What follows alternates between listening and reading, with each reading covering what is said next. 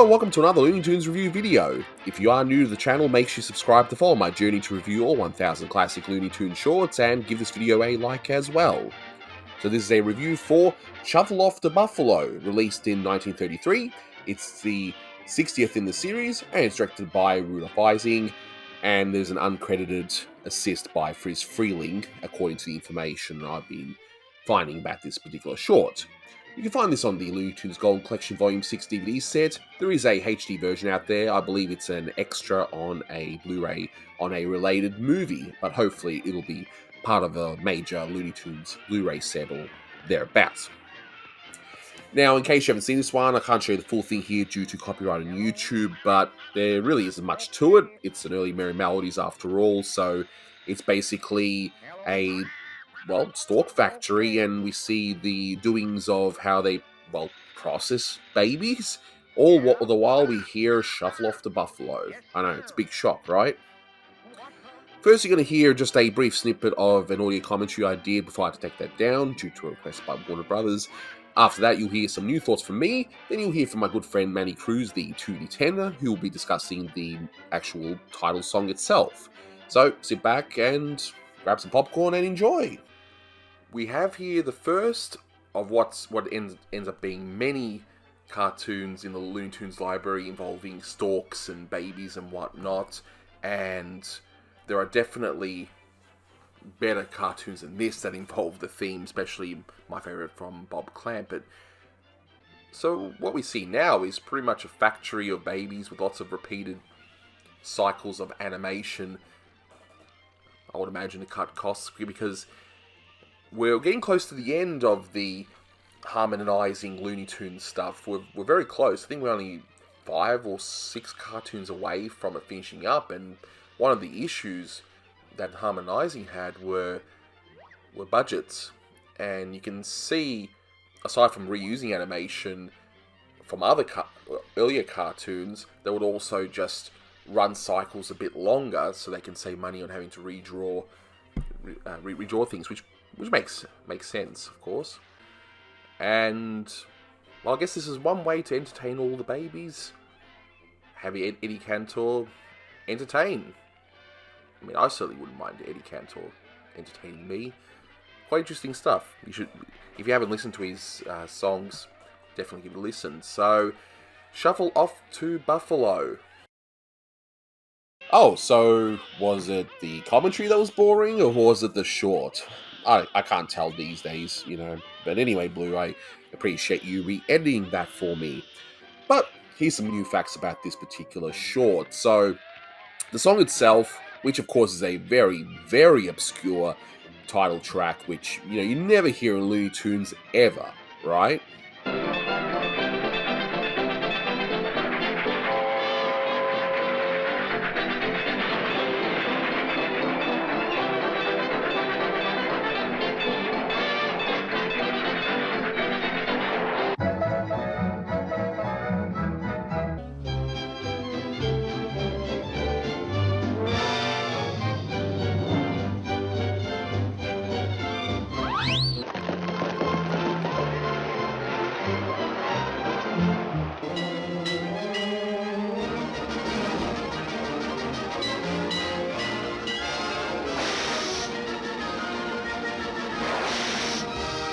Of course, I'm kidding there.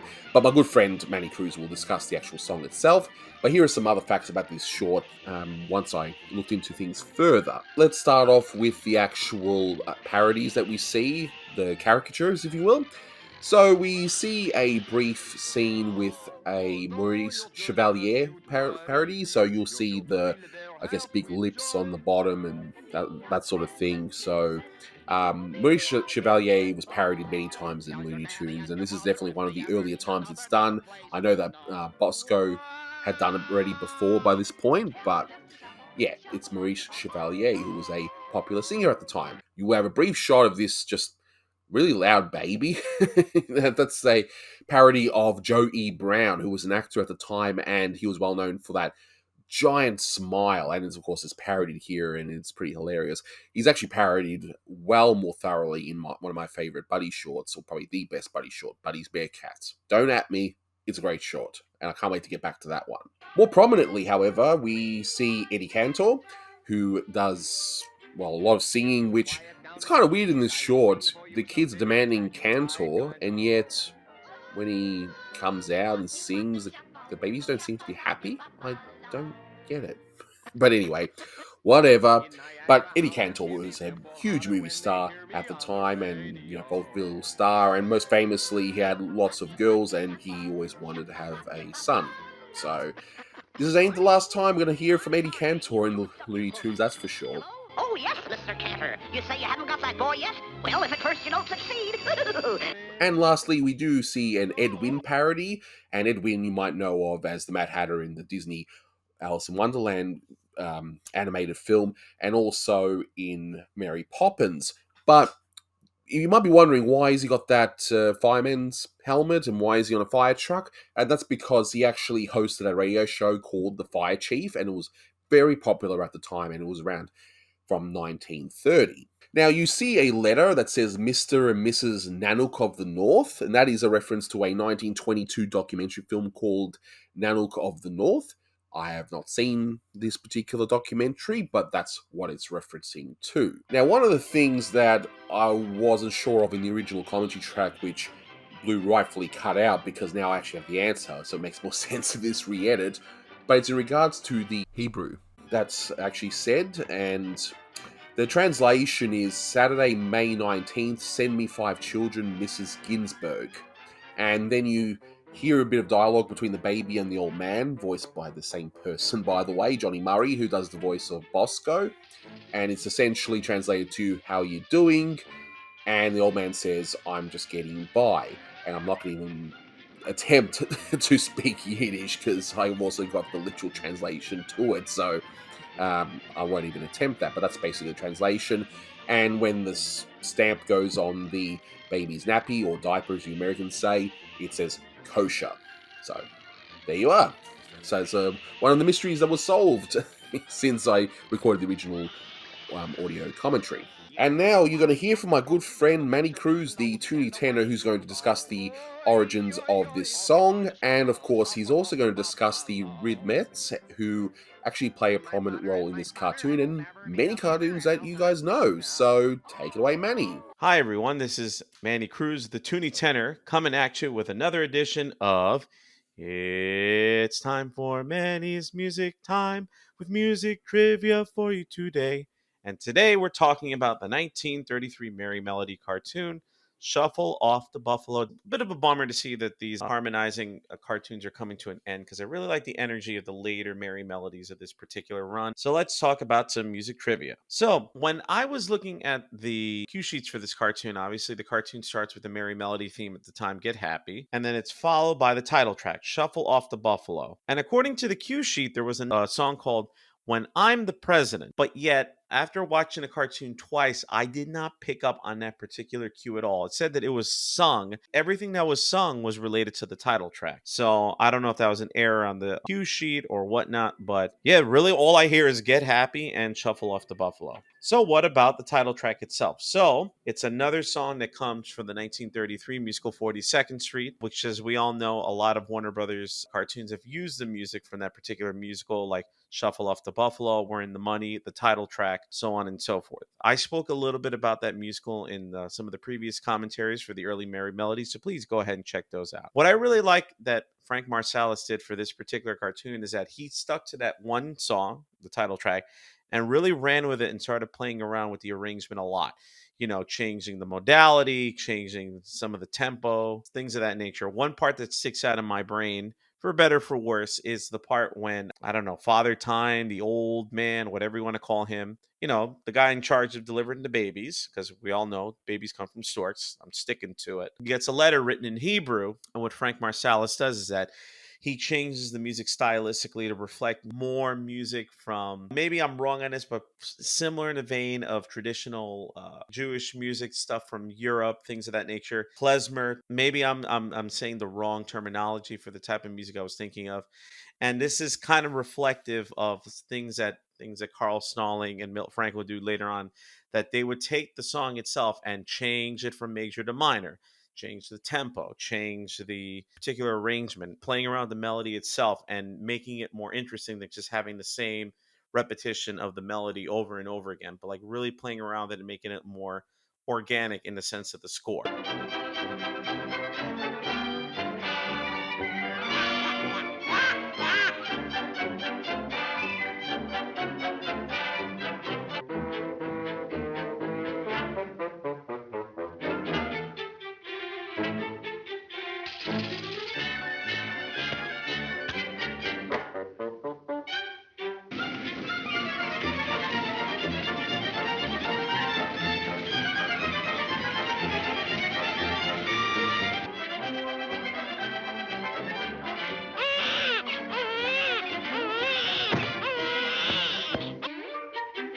If you'll quiet down, my kiddies, I will sing for you some ditties that you like, I know.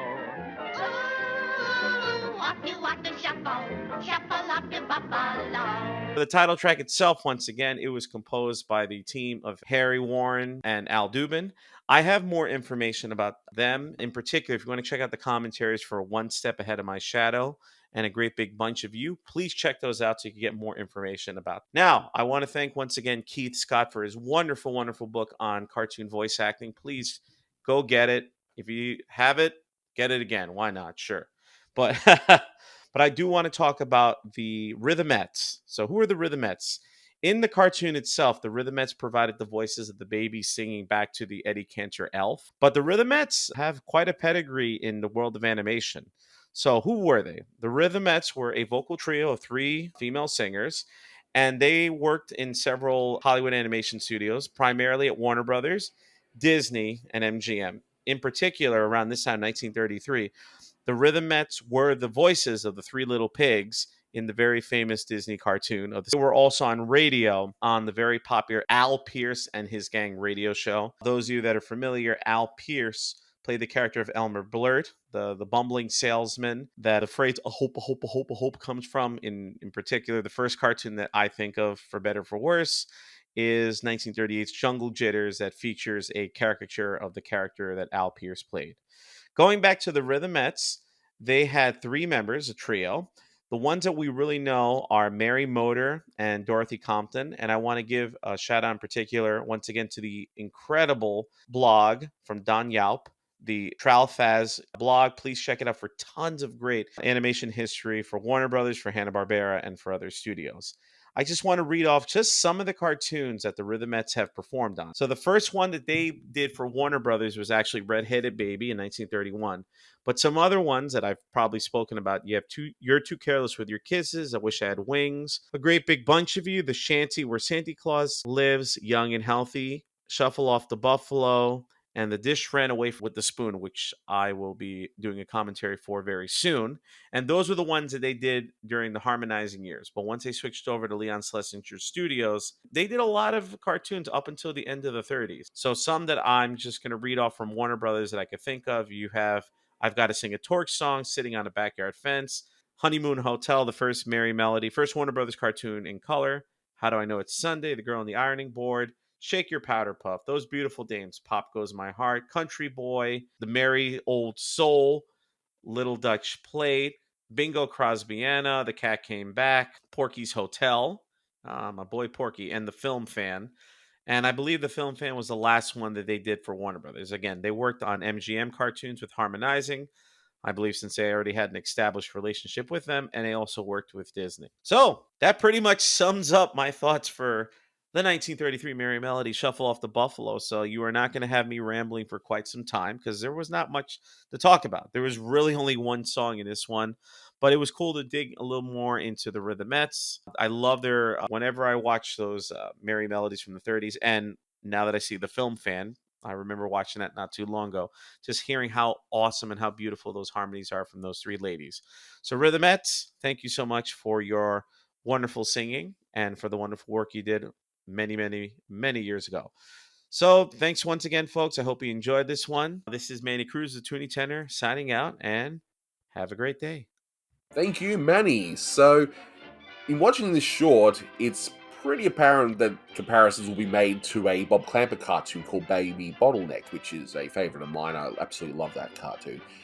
But, you know, I don't want to be too harsh on this short because, look, it was made obviously a lot, well, it was made further back than when Baby Bottleneck came out, but this short, not really much happens. The important thing is to promote this song, and that's what this short actually does well. It promotes this wonderful song, Shuffle Off the Buffalo, and even if they didn't use it ever again in Looney Tunes, which of course they obviously did, it's great. It's a great short. Like, it's a great song. It's absolutely wonderful. It's very catchy. In fact, 42nd Street has such amazing music in it, and it's a film that I highly recommend you watch if you haven't done so. There's definitely a lot of it. I mean, it's not just this song, but as Manny mentioned, it's also got We're in the Money. So that's another reason to watch it, and it's just got some wonderful segments in there. But one bit I'm hoping some of you could explain to me, I'm actually baffled as to why did the two black baby twin girls skip to the men's room? There must be a reference there somewhere, otherwise it's just way too bizarre. Because I'm watching going, what?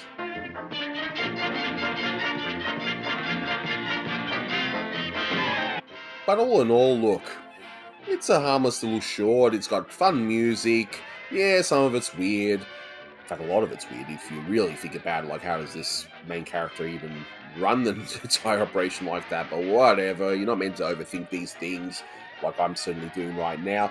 Look, I give this 7 out of 10.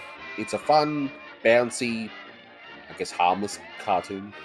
I reckon that's probably the best way to put it, so yeah, that'll do it for this one. Thank you so much for watching, guys, and until next time, take care.